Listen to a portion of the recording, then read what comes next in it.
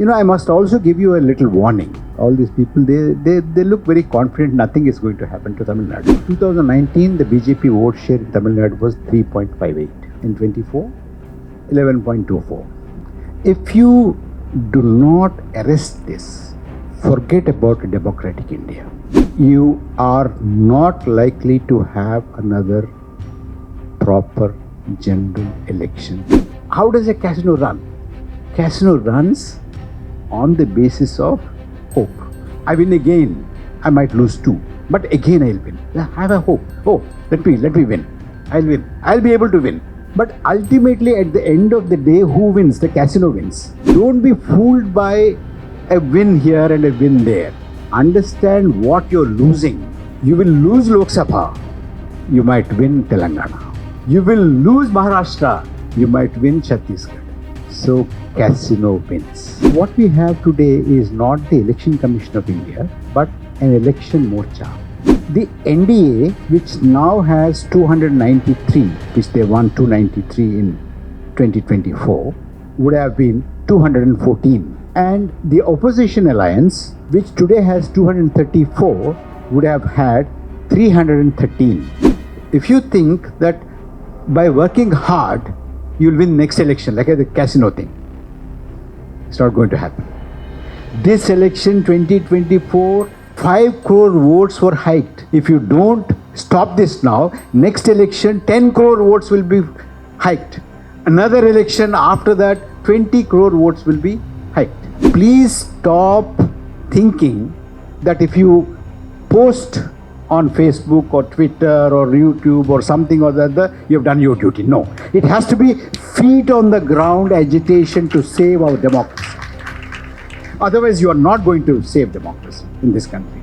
It has to be framed in such a way that this is a fight for the republic by the people, by the common voters, by you and me, against this kind of a fraud that is being committed on the country. Political parties will not agree now, but I am sure that one day they will have to come to this conclusion. Indian democracy is out of our hands. We won't be able to retrieve it. We won't be able to save it. At least now we have a chance. Sri Marutayan, Mathur Satya, Sujata. Where is Karikalan?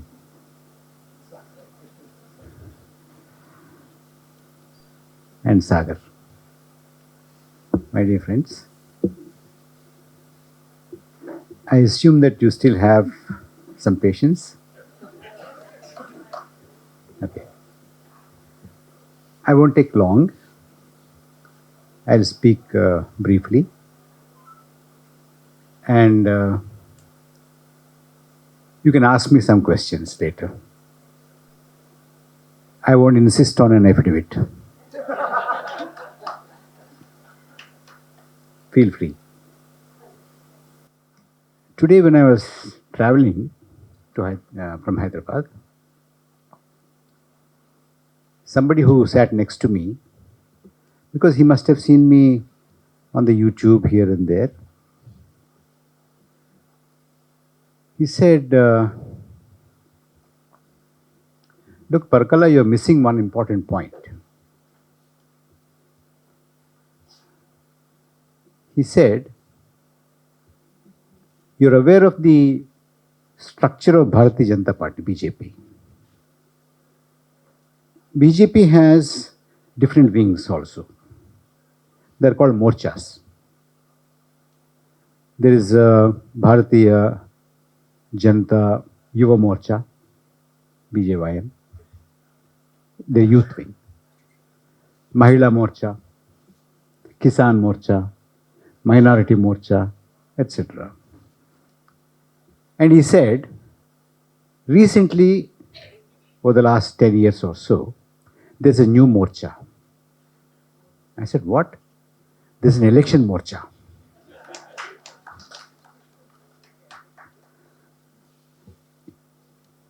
Then I thought, it makes sense. So, what we have today is not the Election Commission of India, but an election morcha. This election morcha did a wonderful job. You know, in 2024 Lok Sabha elections, a lot of exercise was done. I think in this venue, last year, on the 8th of August, just about a year ago, I gave a detailed presentation based on a very thoroughly researched report of the Vote for Democracy group, PFD report, which concluded that 79 seats have changed hands because of around 5 crore vote hike that has taken place. Between the provisional figure announced by the Election Commission of India and the final figure, there's a huge hike that amounted to about 5 crore votes. These 5 crore votes have changed the fortunes of a minimum of 79 seats spread across 15 states. If that had not taken place, the NDA, which now has 293, which they won 293 in 2024, would have been 214. And the opposition alliance, which today has 234, would have had 313. When you take this figure into your mind, 214 NDA and 313 opposition, then my friend who sat next to me in the plane, who said there is an election morcha, makes sense. You know, I must also give you a little warning. In Tamil Nadu, Maruthayan and other people, or Mathur Satya, all these people, they look very confident nothing is going to happen to Tamil Nadu. You know, before the elections, I went to Kerala many times because my book got released and, you know, many invitations were there in the universities and other civil society groups. I used to speak and then I used to warn them, look, don't think that your Western Ghats are going to protect you.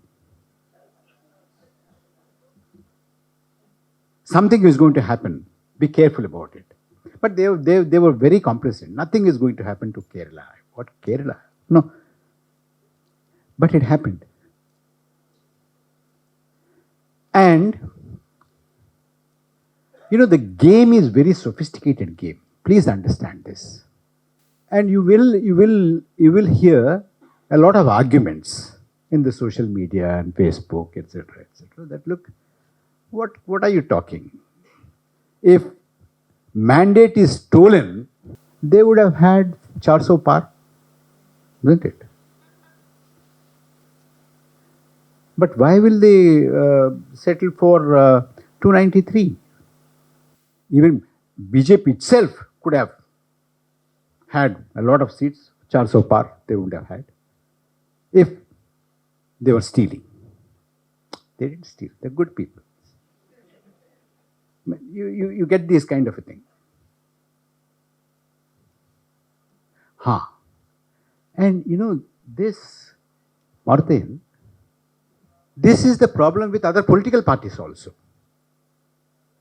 They are, you know, we have been shouting from the rooftops since when? Since immediately after the elections were concluded in 2024. We've been saying this. Look, there's a lot of problem with 2024 poll data. Nobody talked about it until recently when the leader of the opposition said something after a huge exercise. Now there is a discussion. Good, there is a discussion. But then, we have been shouting. Nobody bothered. You know why they were not bothered? Political parties, why they did not say anything? Because they don't have an answer If somebody says, when you win Telangana, it's okay, is it? When you win Chhattisgarh, it's all right. When you lose Maharashtra, you say it's stolen. When you win Himachal Pradesh, it's all right. They have no answer. That is why, when you win Karnataka, is this okay? When you win Raebareli, is it all right? They don't have an answer. But there is an answer. There is an answer in data. There is an answer in logic. Before I bore you with data, there's a lot of data. I'll tell you that also. But I'll give you a logic. Do you know there is something called casino? Do you know what is a casino? Do you know? Yeah. You must be playing cards and things like that, isn't it? There are some small clubs. In a casino, if you lose every time you go, will you go again? No. If you go to a casino and lose every game that you play, will you go again? No.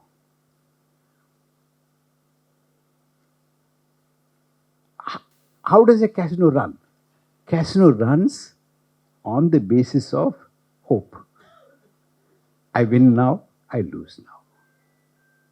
I win again, I might lose too, but again I'll win. I have a hope. Oh, let me win. I'll win. I'll be able to win. But ultimately, at the end of the day, who wins? The casino wins.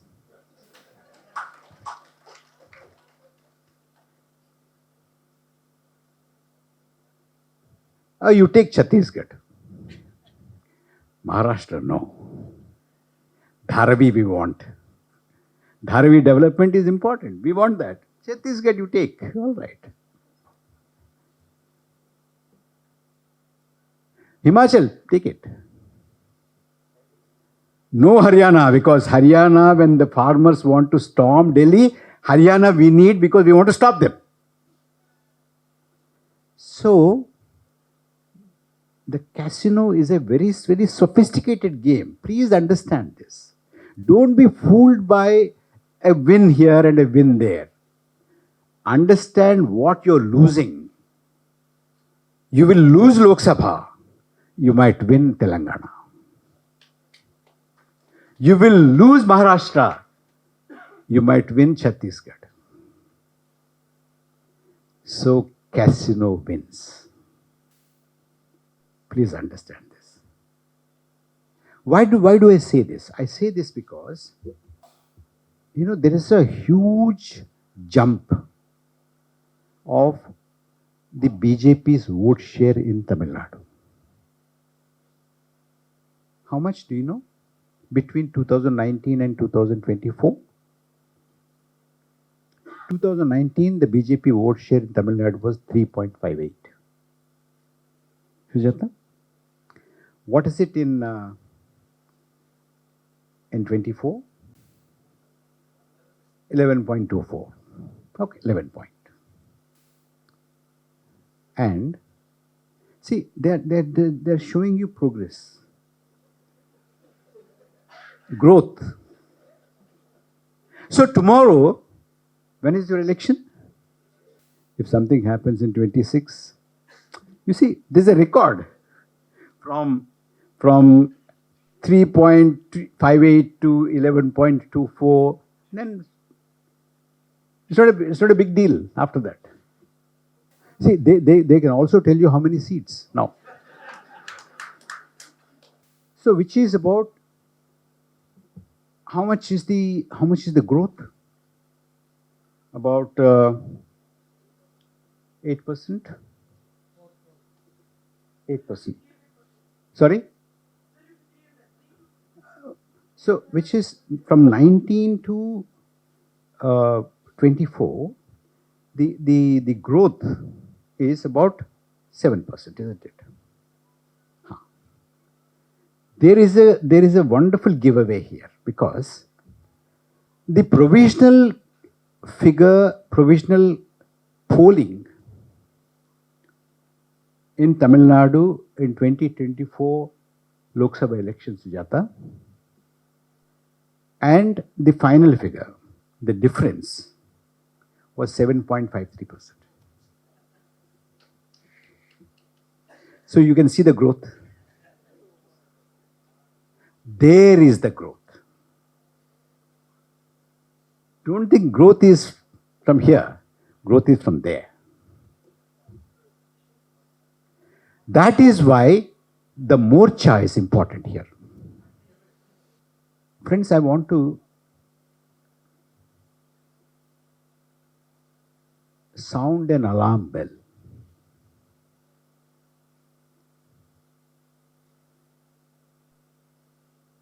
I feel like saying this because after seeing you sitting here for more than 3 hours, I feel confident that you are serious.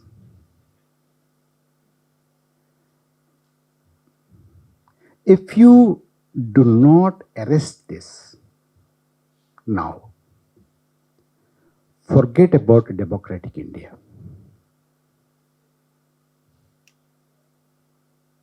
If you let this pass now,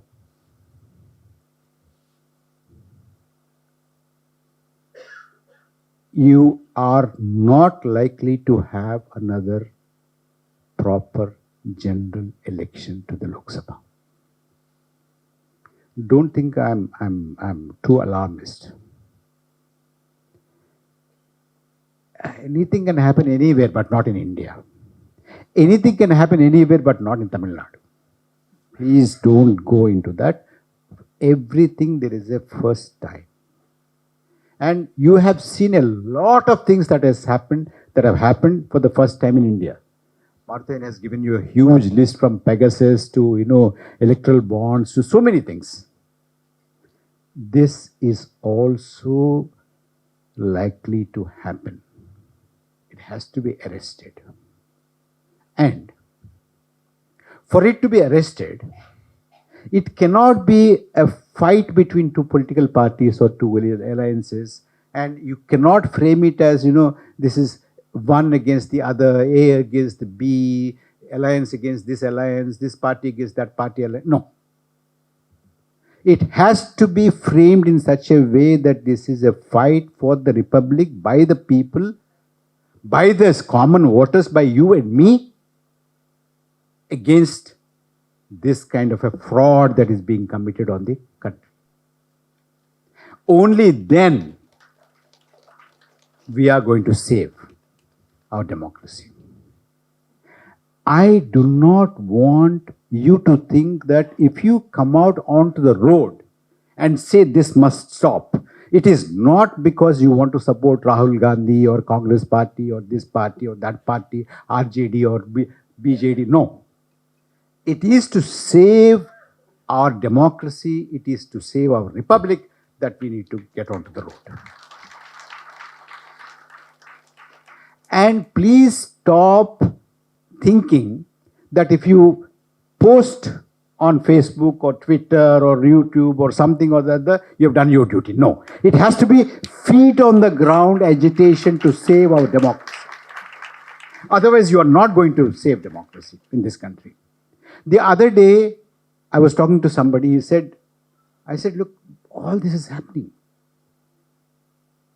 Then he looked at me and very, very confident, and he was so complacent, he was even smiling. He said, look, I've demolished all those arguments, he said. Where? Don't you follow me on Facebook? He said. He demolished all these arguments on Facebook. So what else? But those two guys are happily going to the bank, vote bank. So do you know that we had 7-phase polling? Yeah, and Election Commission took 11 days to declare the final polling percentage for phase 1. Do you know? 11 days. It took 4 days to declare the final polling percentage for phase 2. For phase 3, it took 4 days. For phase 4, it took 4 days. For phase 5, it took 3 days. For phase 6, it took 4 days. For phase 7, it took 5 days. Why? Why did the mocha take so long? To tell you, what is the final percentage of polling?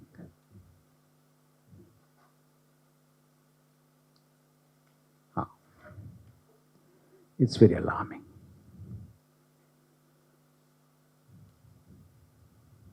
Sagar, you know, when was the last day of polling? Pardon? First. When were the results declared? 4th.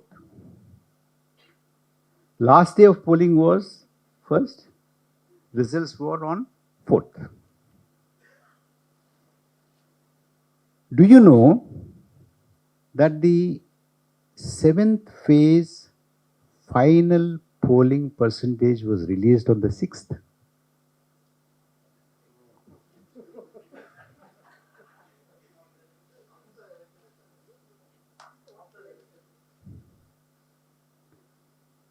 After the final results were declared, the election commission gives out the final figure for phase 7. You think it's a child's play? What is happening in digital India?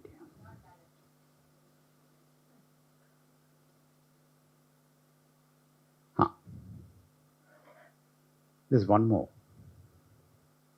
Phase 2 is very interesting phase. Phase 2, even today, now, just before speaking, I was checking. Even now, you don't have constituency-wise preliminary polling data. Even now. So you do not know how much is hiked. See, if you say this is the preliminary data and this is the final data, even somebody like me, who doesn't know much of mathematics, can sit down and say, look, this is the hike. Like I told you about Tamil Nadu hike, 7 point something. But you can't say this because, you know, initially, the election commission refused to give, for phase 2, it refused to give even state-wise data. It gave phase data. Phase, the entire phase, this, what? Entire phase, does it make any sense? It refused to give. Then it gave state-wise, but no constituency-wise, even today. Now, why is it important? It is important because the strike rate of BJP NDA in phase 2 is extraordinary. Extraordinary. You know, in phase 2, West Bengal, 3 seats went to election. All the 3 seats went to BJP. In UP, 8 seats went to polls. All the 8 went to BJP. In Madhya Pradesh, 6 seats went to polls in phase 2. All the 6 went to BJP. In Chhattisgarh, 3 seats went to polls in phase 2. All the 3 went to BJP. In Tripura, 1 seat went to polls in phase 2. That 1 seat went to BJP. In J&K, 1 seat went to polls in phase 2. That seat went to BJP. In Karnataka, 14 went to polls in phase 2. 12 have gone to BJP. In Rajasthan, 13 have gone to polls in phase 2, 10 have gone to BJP. In Assam, 5 have gone to polls in phase 2, 4 have gone to BJP. That's extraordinary strike rate. You have appetite for one more thing, another 5 minutes? Yeah? Why is it important to talk about this hike? Whenever there is a huge hike, wherever there is a huge hike, for instance, in Odisha, the hike was 12.48%. You know what happened? Out of 21, BJP won 20. In Andhra Pradesh, the hike was 12.54%. NDA won 21 out of 25. And so many states, in 15 states, you have large scoring. And what happens when the hike is very, very little? And historically, the hike has never ever been more than 1% between the provisional figure and the final figure salary. Many times it is 0.5% or even less than 0.5%, historically. I think this is the time when we have to talk about UP. In UP had polling for all the 7 phases. In phase 1, the hike was 3.25. In phase 2, we don't know. Hike, you don't know because we don't have the figure to compare. There, as I said, 8 seats went to polls and all the 8 were backed by BJP. Phase 3, 0.2% hike. Just 0.2%. Phase 4, 0.34%. Phase 5, 0.23%. Phase 6, 0.01%. Phase 7, 0.25%. And you know what happened? From 67, the NDA came down to 36. So when the hike is less, the NDA falls. It fell. Where do we go from here? Now, there's so much to talk about, but I don't want to bore you with a lot of data. In fact, we spoke about a huge amount of data last year when I spoke here. But let me now spend a couple of minutes on what do we do now. Political parties will not agree now, but I'm sure that one day they will have to come to this conclusion. One day they will have to come to this conclusion. Look, this Lok Sabha is sitting there on the basis of a fraudulent election. It has to go.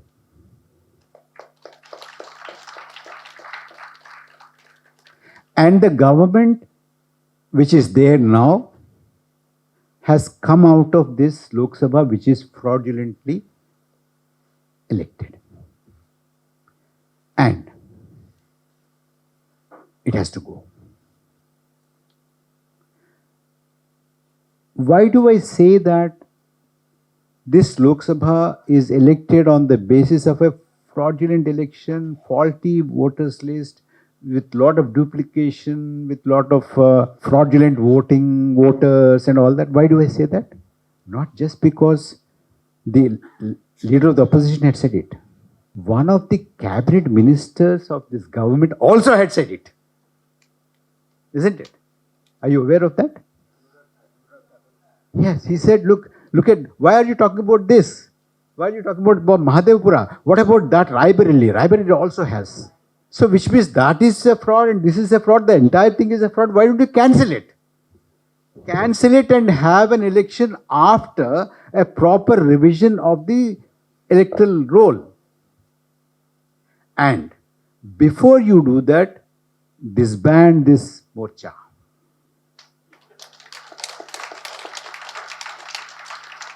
Look, I am asking for something which you think is impractical, it's impossible. What is he talking about? It, is he talking out of his hat? And you might say anything. But what is the point in having this pretense of we are in a democracy, we have a government, we have a parliament, we have voting, and we know. Why do you pretend? What is this pretension for? If you now there is a cross-party consensus whether they say it or not, because the ruling party has said and the opposition is also saying that the voters list has a lot of flaws. And there are people who are now coming up and saying that, it's been like that forever, always. If that is the case, always the election was a fraudulent election, isn't it? So it doesn't mean that because there was a fraud earlier, this fraud is all right. No. 1952 election was also like that. I was not born. I am not a party to that. This election, I am here, and I know that in the voters list I have too many fraud. Sagar had just said now. So this is the thing. It has to go. It has to be completely cleansed. It has to be cleaned up. And then have an election. Cleaning up is not what our friend Sagar had described. Not like, you eliminate people. No. Proper. With integrity.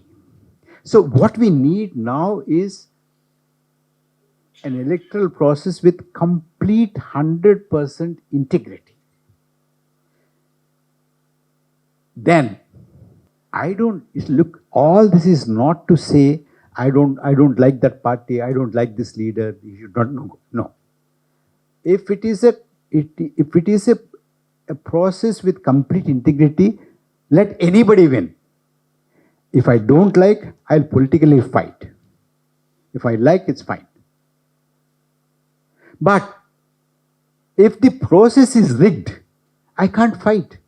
I've been telling a lot of political party friends, look, if you think that by working hard, you'll win next election, like the casino thing, it's not going to happen.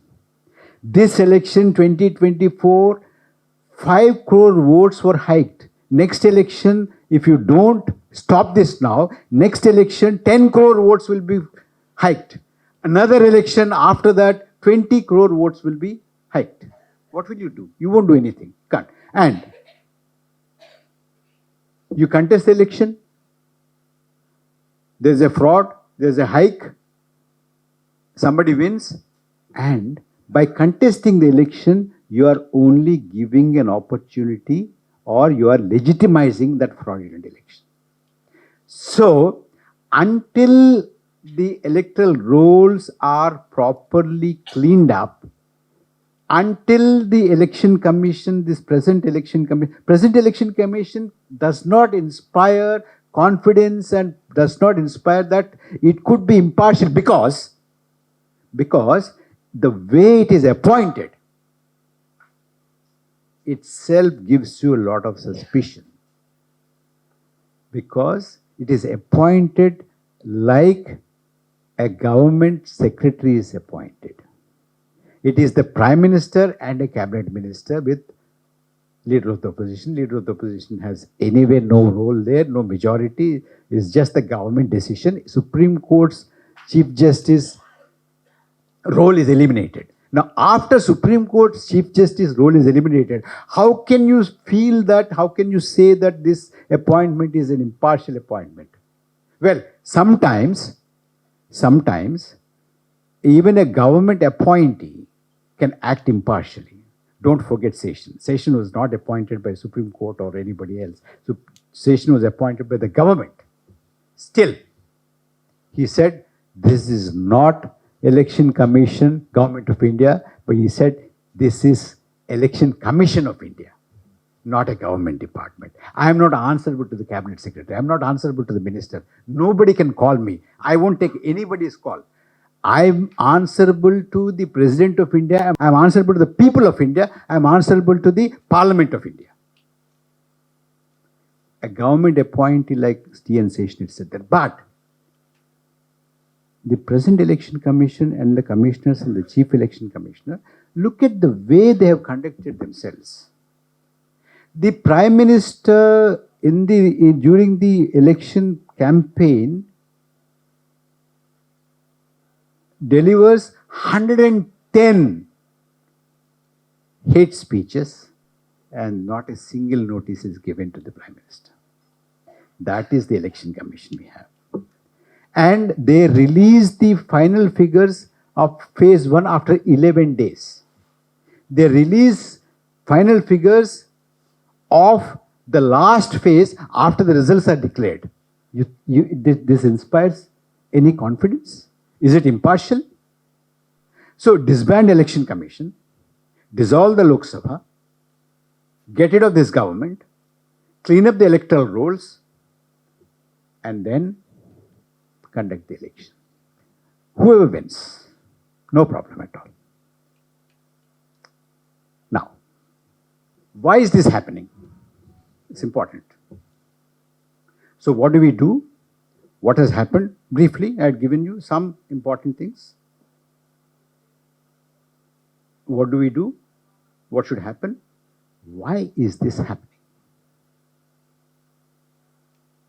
It is happening because there is an agenda to turn this country, this republic, into a theocratic republic, a majoritarian state, a Hindu majoritarian state. This is the agenda. Fair enough. You can have that agenda. I have no problem with it. I have a problem with it, I'll fight it. I disagree with it. But the problem is here,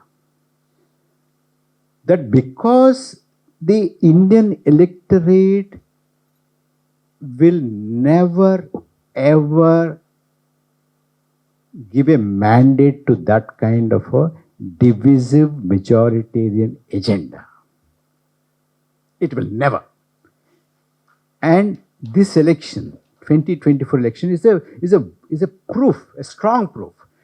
Even without the fraud, I've brought in 79 seats and told you they wouldn't have crossed 214. I told you that.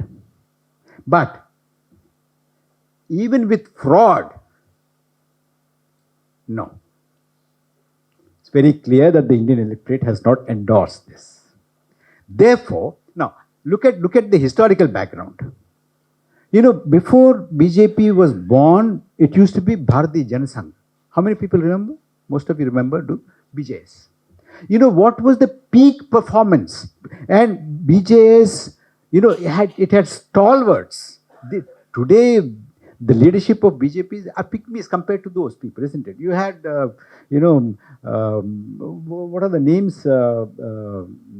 This particular, that turning India into a theocratic, majoritarian Hindu state was championed by big people. Shyama Prasad Mukherjee, Balraj Madhok, Swami Karapatri ji. And that time, the RSS Sarsang Chalak, Golwalkar was alive. You know, with all those big people, the peak performance of Bharatiya Janata Sangh was 9%. 9% popular vote. And after that, BJS merged into Janata Party. After that, they came out and then started saying that we are Gandhian socialists and all that kind of a thing. Okay, you know all that. And remember, please remember, that every political party those days used to say that we are all secular. Isn't it? Every political party, including the BJP. Today, do they say? No. they're bold. They're bold. Not old, bold. And because they realized then that divisive agenda, peak performance with all those huge personalities was not beyond 9%, we have to do something. They went on saying that we are also secular. And the so-called controversial points on their agenda like Ram Janmabhoomi, Article 370, Uniform Civil Code were put on the so-called back burner.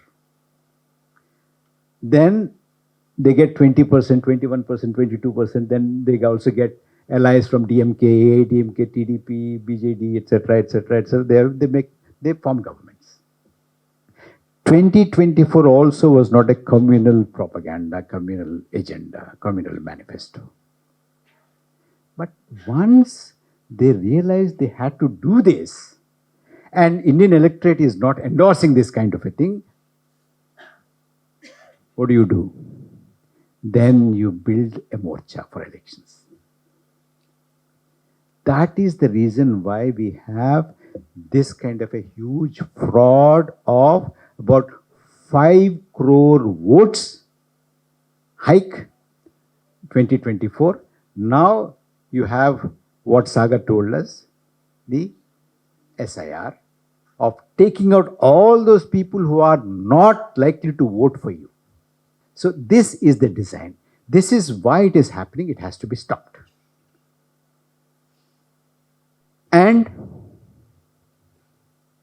it has to be feet on the ground agitation. Not a slacktivism like, you like and you dislike and, you post it and unpost it and retweet it, tweet it. No, it's not enough. And please talk to the youngsters. Please talk to the campuses, Sagar. This is important. Everything has to be done. Don't wait for something to happen. It has to be. And how will you demolish the mocha without a proper agitation? A movement. Pressure. And these political parties should stay away from the elections and make the ruling party a laughing stock. And if political parties think if I don't contest the election, they will rule. No, it's not possible. It won't happen. Everybody will laugh at them. Well, just think about it. It's very serious. If you miss this inflection point, Indian democracy is out of our hands. We won't be able to retrieve it. We won't be able to save it. At least now we have a chance. After that, even this kind of a chance, even sitting in a place like this and talking about it also, it's not difficult.